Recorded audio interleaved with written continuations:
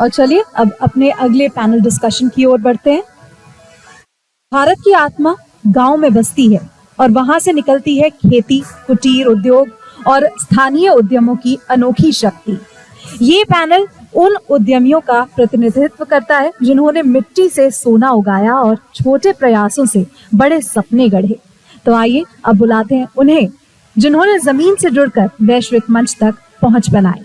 तो इस पैनल के लिए मैं मंच पर बुलाना चाहूंगी सनी वर्मा, एमडी इजूजा डायमंड ज्वेलरी। तो जोरदार तालियों के साथ सभी पैनलिस्ट्स का स्वागत कीजिए। और इस पैनल को मॉडरेट कर रही हैं वर्षा। डिस्ट्रीब्यूशन नेटवर्क में काम करते हैं और पैन इंडिया हम लोग के जो है लगभग 250 से ज़्यादा आउटलेट्स हैं।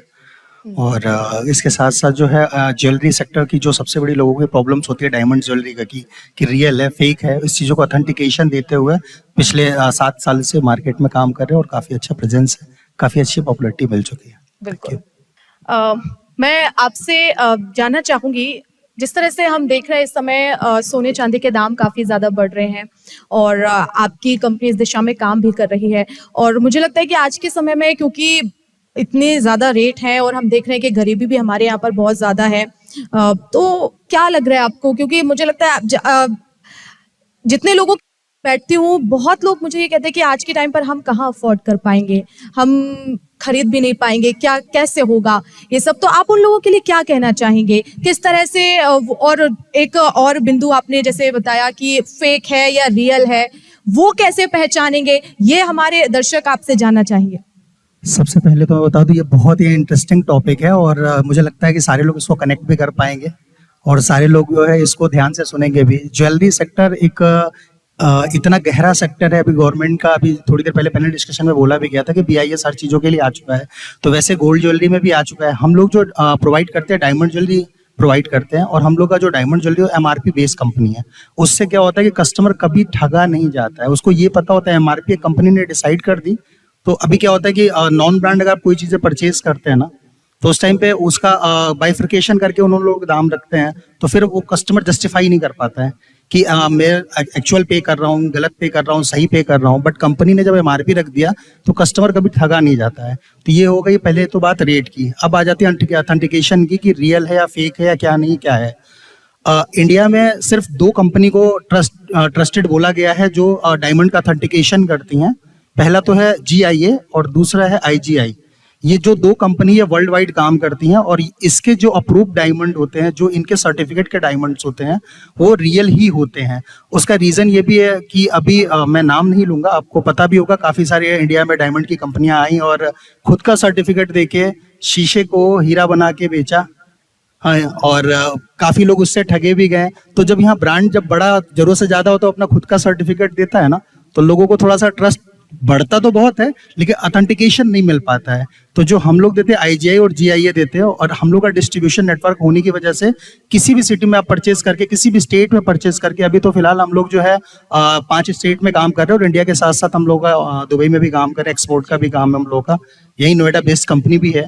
तो कस्टमर्स की प्रॉब्लम्स पे बहुत ज़्यादा फोकस करते हैं। और आपने बोला ना अफोर्डेबल, तो जो लोगों का थॉट होता है ना कि हम डायमंड नहीं पहन सकते हैं, उनके लिए ये कंपनी डायमंड मैन्युफैक्चरिंग करती है, डायमंड ज्वेलरी मैन्युफैक्चरिंग करवाती है कि 10 से 15 हज़ार रुपए में जो है लेडीज रिंग उनको मिल जाते हैं आज की डेट में, जो कि सोना लगभग 1 लाख प्लस है, मतलब आज की डेट में 1,03,000 समथिंग है।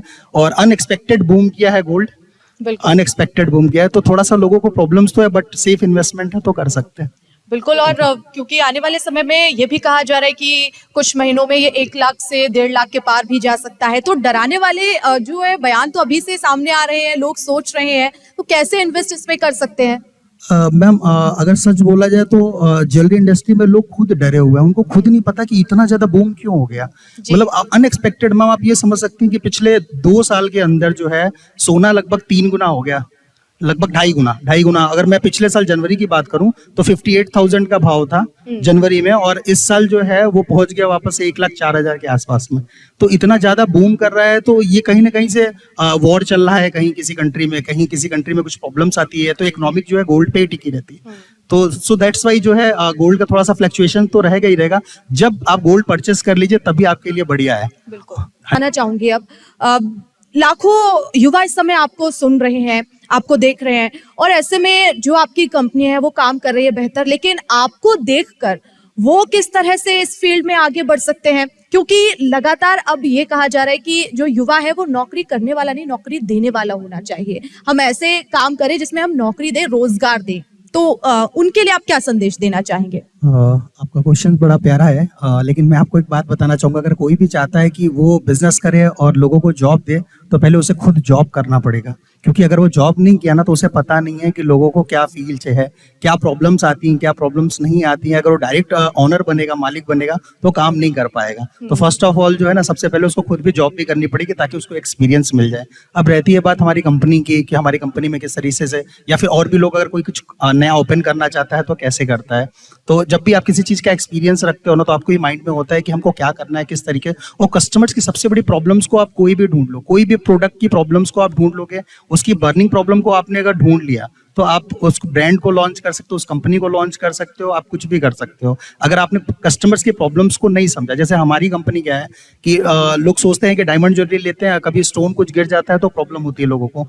लेकिन लोगों को जब ये माइंड में आता है कि अगर कुछ प्रॉब्लम होती है, चेंज करना होगा, या फिर स्टोन गिर जाएगा तो इतने चार्जेस लगेंगे, तो हम लोगों ने क्या किया कि बोलते एक पॉलिसी बनाई है कि 0 से लेके 7 सेंट तक आपका डायमंड अगर गिरता है तो कंपनी फ्री ऑफ कॉस्ट लगा के देती है।